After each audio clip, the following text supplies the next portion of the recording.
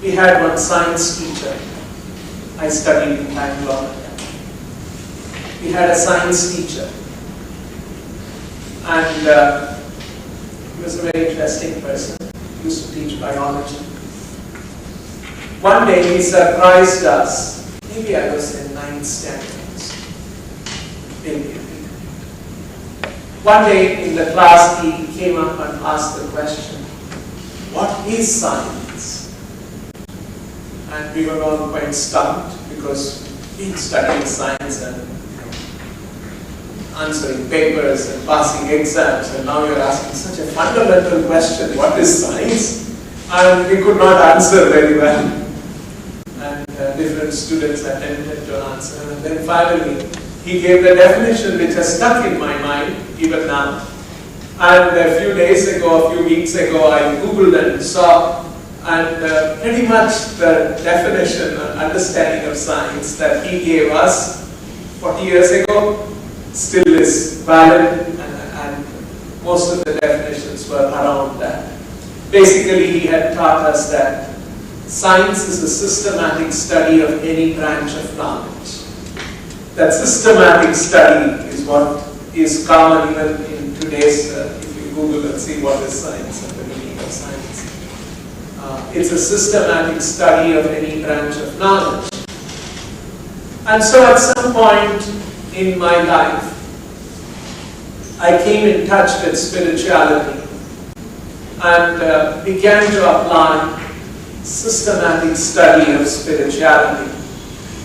And one led to another, and my own conviction and my own understanding became stronger and stronger.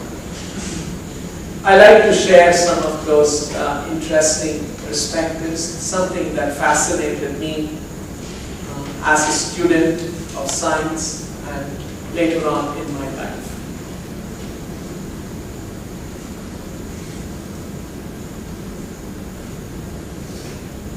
When we talk about science and spirituality,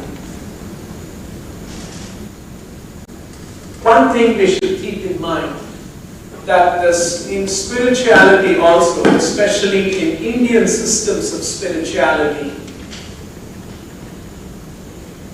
there has been a lot of rigor, intellectual rigor, in developing these systems of philosophy and thoughts in our country.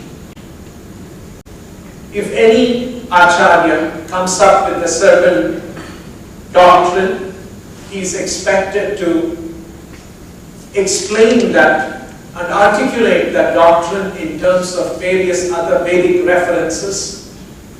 And there would be debates between the acharyas and other scholars, and he had to defend his doctrine in an open debate with other scholars. And he had to systematically explain using reason, logic, and authoritative references given by the previous acharyas or given in Vedic texts to develop this system of philosophy that he was presenting. So it's not some kind of some sentimental stuff. There was a lot of intellectual rigor. Now, when we talk about spirituality, we are dealing with a certain realm which is different from what science deals with. I'll give you an example. Professor Charles Townes, inventor of the laser, who got later on the Nobel Prize in Physics, he says, science is a wonderful tool and helps us discover many things about this natural world. But it has its limitations and works in a certain domain. To further illustrate this, Professor Townes gives an example. Suppose there is a country, a small country with 1,000 citizens. And the resources in the country that are available natural resources, healthcare, infrastructure, educational infrastructure, social infrastructure, food, and all of these things that a normal human society requires. There is enough of it for just 950 people. But the population of this country is 1,000. Now, the government of this country wants to ensure all the people in the country have adequate resources so that they have a decent and quality life. But the resources are only for 950 people. If you strictly look for a scientific solution for this, Professor Downs says, you have resources for 950 people and you have 1,000 people. What you should do is just get rid of 50 people and then you will have enough resources for the entire population. You can ensure they have a good, decent, prosperous life. Now I'm sure no one in this room is going to agree to eliminate 50 people. There will be complex questions about how we will decide who those 50 people are and many other ethical and so many other issues. So Professor Downs points out that we all understand that scientifically, although this is an accurate solution, no one will be willing to implement because there is something else that is troubling us when we think about a scientific solution of this nature, which although doesn't exist in the domain of science, ethics, humanitarian considerations, morality and so on, but they are very real, unquestionable considerations for anyone.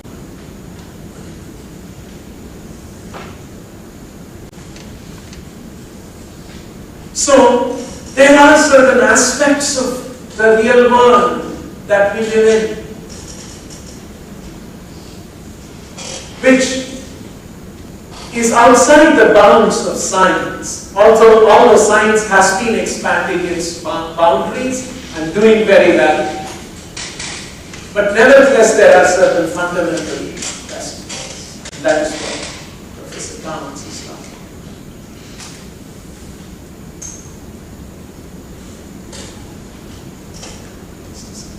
about. I gathered some thoughts for sharing with all of you. There is another interesting idea that British astronomer Carl Sagan brought up in one article. And in fact, he refers to that in the foreword that he wrote to the well-known book, Brief History of Earth by Stephen Hawking. He asks one interesting question. We all know science has progressed in the last 500 years, 600 years, 800 years. People initially thought that Earth is in the center and the sun is going around the Earth. And it was Copernicus who brought out a heliocentric model. And at that time it was a revolutionary understanding. There was a lot of resistance and some scientists were prosecuted because they went against the popular belief of the church. And it took a few more, nearly a century, to get established that the heliocentric model is the correct model. And since then, many developments have been happening. And today we understand the world a lot better than 500, 600, 800,000 years ago. When you study the history of science and scientific development. Important question. Human intellect has been improving and developing to understand more and more about the world, about the universe, about life. We understand a lot about the cells in the body.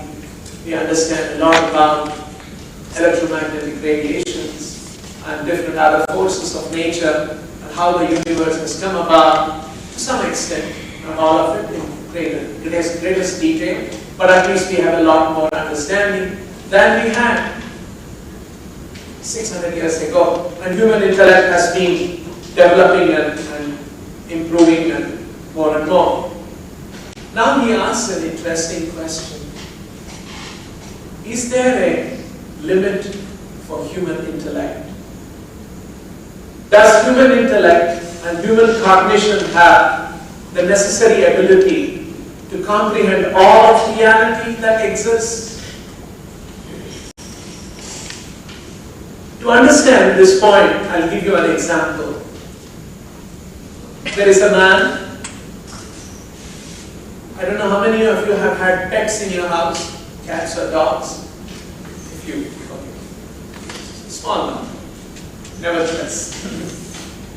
If you have a dog at home, you know when you go back home, the dog will come wagging its tail, jump over you, lick you, very happy you've come back.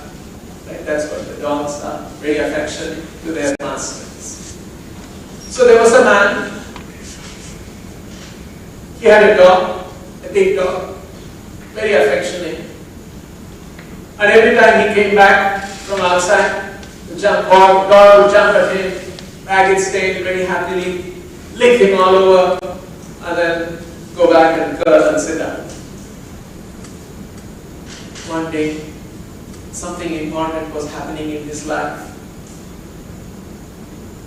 And he was in a certain amount of anxiety. There was a state assembly election coming up, and he had a desire to contest in that election.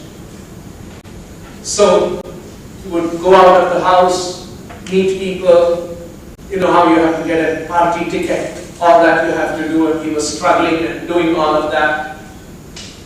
And finally, one day, the party announced the tickets for candidates. He was selected, and he was very happy, and he had a bunch of supporters, and they were all very happy. And he came home very happily.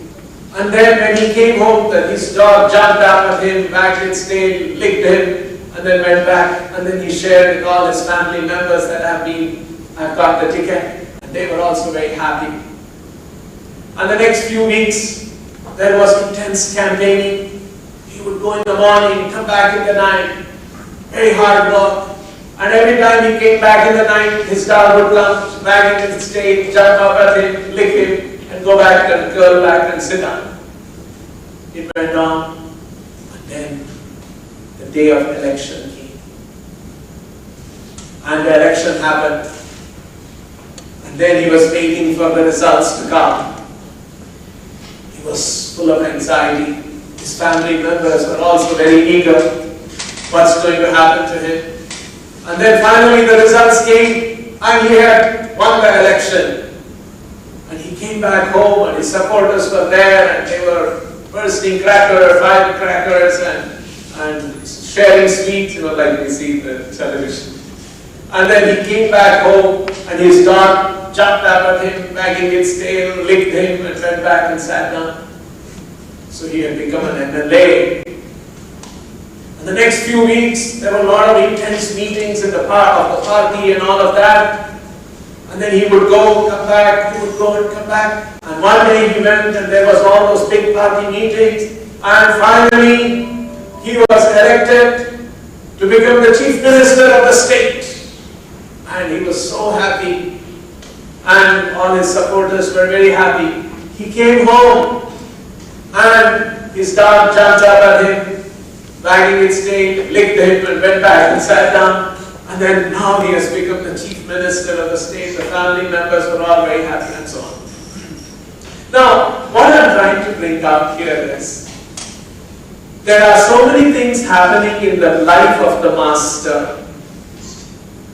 Contesting in an election, winning an election, becoming an MLA, and becoming a chief minister of the state. All of that is happening about the man, and he has got a pet dog.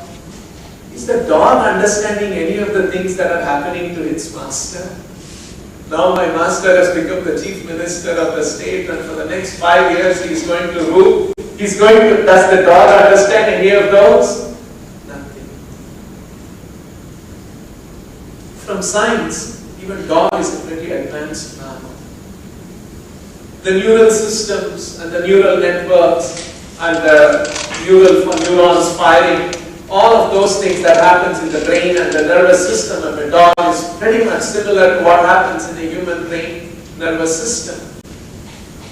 But somehow, this very reality of that we have a political system, we have a constitution, we have a system of election, and somebody becomes a chief minister, somebody rules over for some number of years, and then there is a change. All of these things are real things about our world that we all comprehend, we all understand, we appreciate. But the dog has no ability. Even if the MLA and the chief minister sits and gives him a course for the next 5 days or 10 days, this is what the constitution is, this is how governance works, will the dog ever understand? He'll just be wagging its tail and jump up and lick.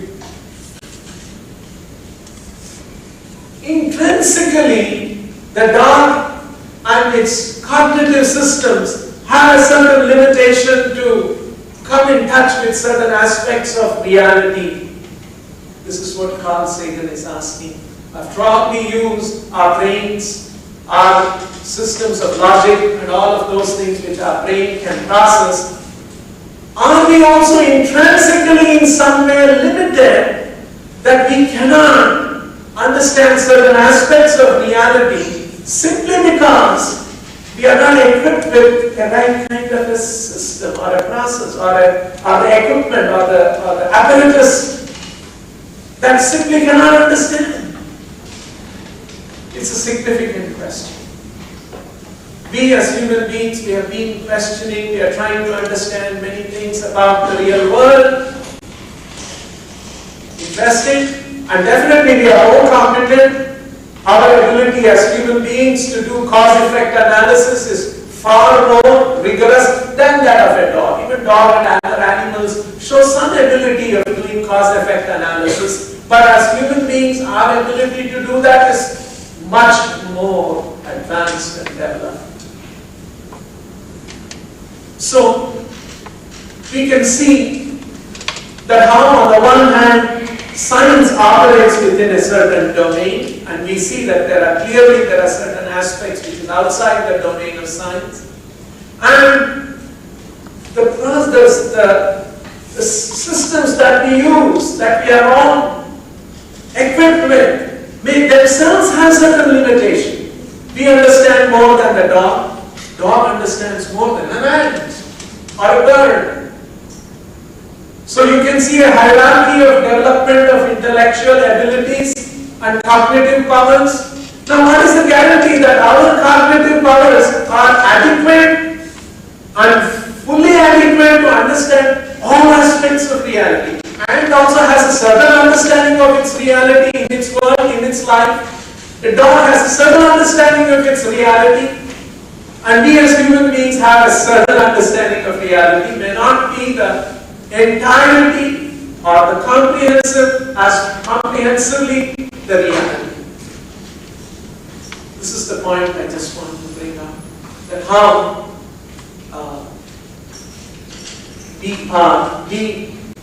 are we adequately equipped to understand all of reality? Is the question that Carl Sagan is asking. Does human intellect have elements?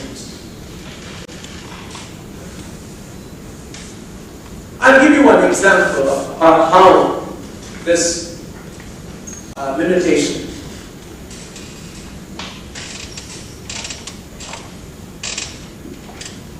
We know our cars in our country. If the roads are good, you can travel at about 100 kilometers per hour, fairly good speed. So cars travel at about 100 kilometers per hour. A jet travels at about 800 kilometers to 900 kilometers per hour. So much higher. 8 times, 9 times higher than the speed of light. Suppose I take a rifle and a bullet and shoot. The bullet travels at about 2,500 kilometers per hour. I'm using the same speed so that we can compare. 100, 800, 2,500 kilometers. Very simple.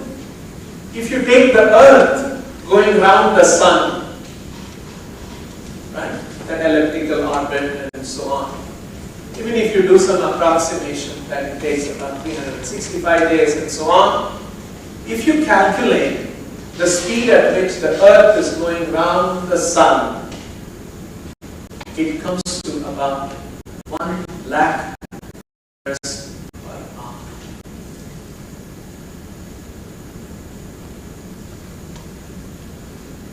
Just see the speed at which the earth is moving. Now, although the earth is moving around the sun at 1 lakh kilometers per hour, we don't feel that at all, is it? Like say for instance, if you travel in a car for the last 1 hour, and you would have traveled about 100 kilometers, and after traveling 100 kilometers, I traveled about 100 kilometers last, maybe I took 2 hours.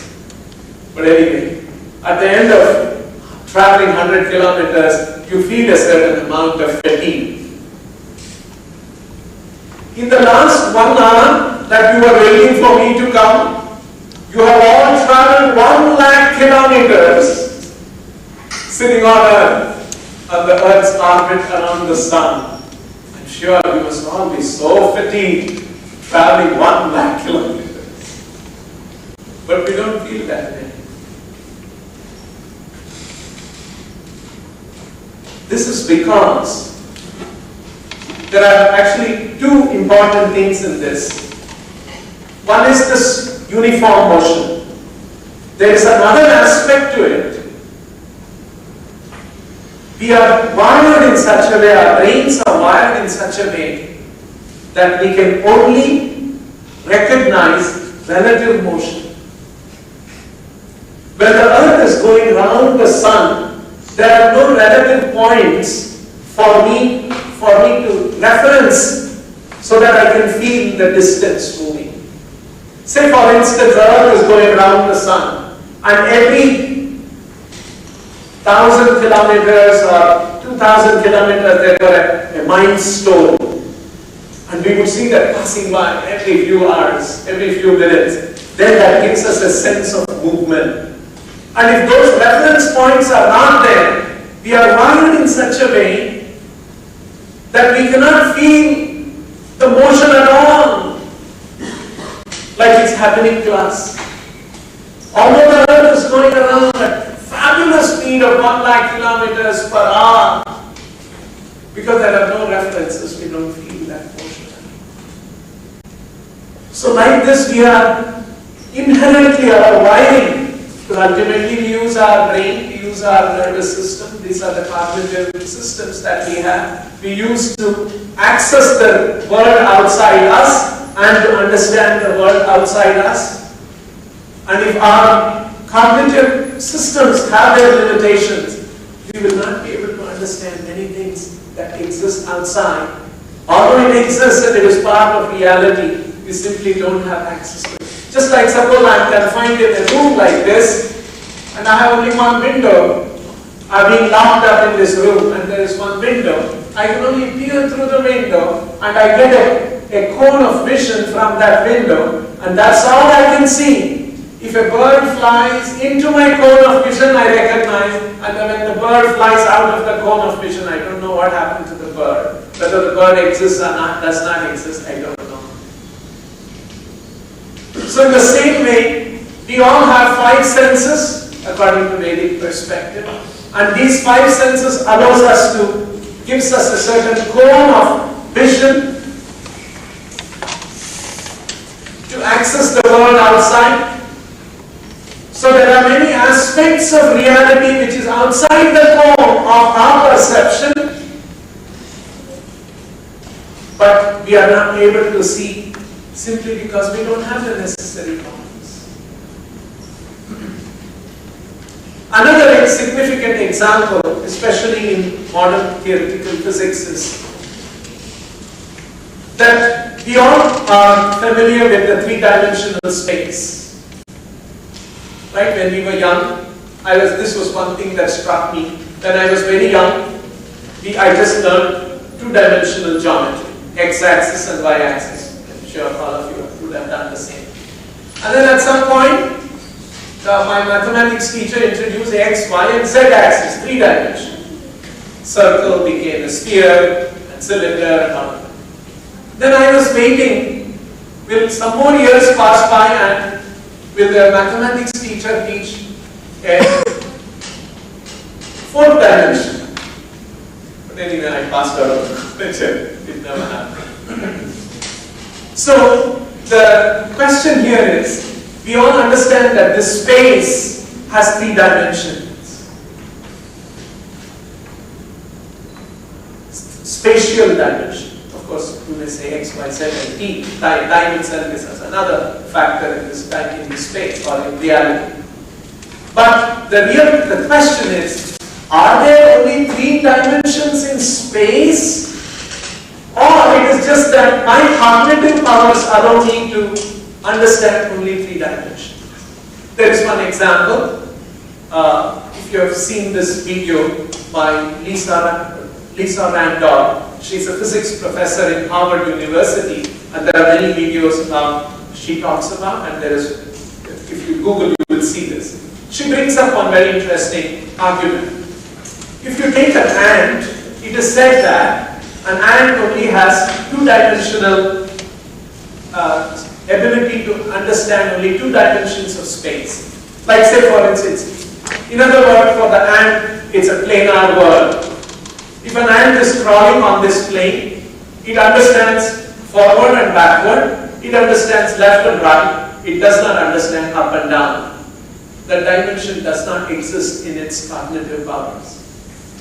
Now if the ant which is crawling on this wall, on this plane, in case it comes across a wall and hits the wall, it starts climbing up the wall. Now it is able to see again two dimensions, and this dimension vanishes in its cognition. So the question is, we as human beings are able to see three dimensions of space. Is this all, or really space has more dimensions? According to modern physics, theoretical physics, and when they talk about cosmology and the Big Bang and all of that, scientists say that some of the equations that they come up with indicates that there are more dimensions, and it is just that we don't have the cognitive powers, and some of it was a multi-dimensional universe and many dimensions collapsed into others, and there are some equations and some theories which talk about 11 dimensions and so on. So there were multiple dimensions, there are multiple dimensions. It's just that our cognitive powers allows us to see three dimensions, like ant can see two dimensions, and we don't see other higher dimensions and existence in higher dimensions. So, the Vedic literatures in our country present that. There's a very interesting definition. When our senses perceive something in reality of the world, of the real world, we generally say, I can see and understand, and my senses are the sources of knowledge. The Vedic literatures say, no. Senses are not the source of knowledge. Senses create an experience of the world. It is not the knowledge of the world. That experience of the world our senses provide is a subset of the knowledge of the world. It is part of the experience. You are not denying that. It doesn't, like say I am seeing you face to face. You exist. Yes, I am not denying that. But that is not the entirety of the existence of reality. There are many more aspects of reality which is outside the powers of the senses, and hence we will only get a limited experience of reality. We will not get the entire knowledge of the reality through our senses. There are certain processes, just like all of you have gone to school and college, and your thinking has been trained how to think, how to analytically look at certain problem and analyze. Take for instance, a person from a simple village in our country who never went to school, who never went to college. Because he did not undergo that training of schooling and college, the way you think and the way a villager, completely unrefined, uneducated, undeveloped intellect, how he thinks will be very different. In the same way, the Vedic literatures indicate that there are certain spiritual processes and spiritual practices. If we practice that, and if we get trained in spiritual development, spiritual knowledge, our ability to perceive and look at the world will be different from if we have not undergone that training.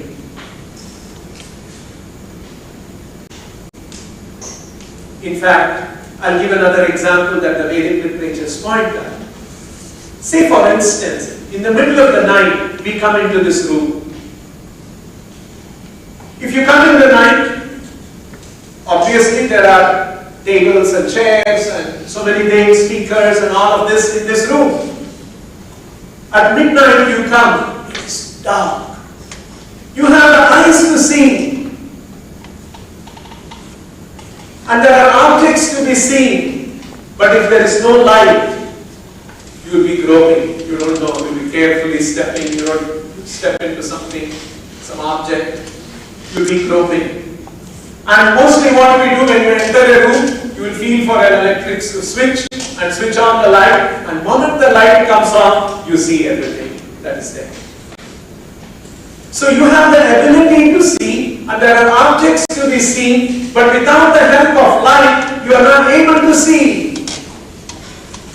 The Vedic literatures state that they are like the light which enables us to see certain aspects of reality, which as human beings can undergo training and develop those perspectives and those visions and ability to see, and there is a certain aspect of reality to be seen. But if we don't have the light, help of the light, we will be groping in darkness. So in that sense, the Vedic literatures are described as prakashamanaha, meaning that they throw light and helps us to see things which otherwise we would not have seen, which is part of reality.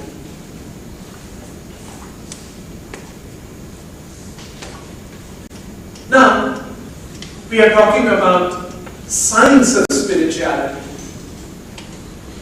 That spirituality can also be systematically studied.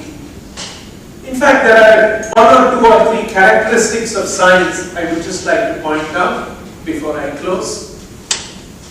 And we will see how that works in spirituality, especially Vedic spirituality, in which I have a little more training and understanding than in other aspects of spirituality from other traditions in the world. One of the features of science, what makes science science, and very respectable source of knowledge in today's world, is that it is predictable. I'll give you an example. If you take a book on chemistry, it tells you if you add chemical A and add chemical B and you heat it, you will get a yellow gas, which is chemical C. It's written in the textbook ahead of time. Now you can go to your laboratory, get chemical A, chemical B, mix it, heat it and watch, you will see the yellow gas coming up, and you can test for the yellow gas. It will have the same properties of chemical C, which was described in the text. So ahead of time, what happens when chemical A and B mixes is predicted, and you can test it later on. This is one of the important aspects of science, because this is an objective reality. A and B mixing and heating, it will result in C, is an objective reality. It is not that somebody's feeling or somebody's belief. That's why we have chemistry textbook. We don't have Hindu chemistry, Christian chemistry, is Muslim chemistry. No, it's chemistry for everyone. So, this is an objective reality. In the very same way, the Vedic literatures describe certain practices, certain processes, how the development of the consciousness happens. And it is predicted ahead of time in the books of this Vedic knowledge. For example, there is one verse, Ādau Shraddha Tata Sadhu Sangha Atha Bhajan Kriya Tata Anartha Nivrittisya Tato Nishtha Ruchis Tata Tata Bhava Premabhyudanchati. This verse describes when one takes to spirituality, what are all the stages of development one will go through. And when one takes up spiritual practices, we will see that, oh yes, I went through this, I am experiencing this. And then you practice some more, you experience the next step. So it sort of reaffirms that yes, I am going on the right path. This is a very similar to the predictability feature of science. I'll give you another example. Generally people think spirituality means we don't know whether there is a standard knowledge, there is a standard practice, and I don't know how many years I have to practice. Maybe at the end of 50 years I find out, oh, it was all wrong. No, it's not like that. It's not that bad. Just like suppose I give you a map and you want to go from here to some cinema theater. And then I have given you the map, and the map tells you you are here, you go straight and you will find a red building there. You travel about 1 kilometer, you will find a red building. At the red building you take a right turn and travel for another 3 kilometers, you will come to a blue building. At the blue building you take another right turn, travel another 1 kilometer, you will come to a glass building, and behind the glass building is a theater or something like that. Now you start traveling, and you travel the first kilometer, and as the map says, you find the red building. It sort of reaffirms to you, yes, I am going in the right direction. And the map says I should take a right turn. Okay, I'll take a right turn, and 3 kilometers I'll come to the blue building. And you travel 3 kilometers, you come to the blue building. Oh yes, this is working. In other words, this was not a simple piece of paper, this is a mapping of reality. And more it affirms that yes, it is working fine as we go on. And then we go on, take a right turn, left turn, whatever according to the direction, and then finally we see the theater building. So, in the same way, the Vedic literatures are like a map. It tells us, you practice this, you get this experience, you travel, you do this practice, you will get this understanding, etc., etc. And as we go on, it is progressively reaffirming. This is a feature of science, and this feature of science exists even in Vedic spirituality. The second feature of science is, the first one is predictable. The second one is, it is repeatable. You can do an experiment, A plus B will result in C. Today, after 1 month you come and do it, again it works. After 10 years you come and do it, again it works. It's repeatable because it's an objective reality. Same thing about a map. It is repeatable. This is true about Vedic literatures too. Thousands of years ago, there are records of great spiritualists who practice some of these things, and what they experience, that is explained in the Vedic literature. You do that today, you will go through that same experience. So 1,000 years ago it worked, 100 years ago it worked, now it is working, even in future it will work. It is a repeatable process. This is another feature of science. And the third aspect of science, which is applicable in this case, is that it is universal. An Indian can go and mix A and B and he will get C. Somebody in America can go and mix A and B and do the same thing, he will get C. Someone can do that in Africa and you will get A plus B, and doing that will get result in C. It's universal, it's applicable everywhere. It's not just a phenomenon that's unique to India or so on. It's not a phenomenon only unique to a certain group of people, certain kind of people. No, it's something that works everywhere. This is true about spirituality also. Someone can practice in India, someone can practice in some other part of the world, and any of them, when they go through that, they will go through the same predictable stages of development, and because that is another aspect of spirituality, Vedic spirituality. And especially in ISKCON, in our organization, our founder Acharya, you may know, Srila Prabhupada started ISKCON about 50 years ago, and we have temples around the world. There are devotees in America, in Europe, in Africa, and all of them are practicing this Vedic spirituality, and all of them are experiencing that it is working the way it is predicted and explained in the Vedic literature.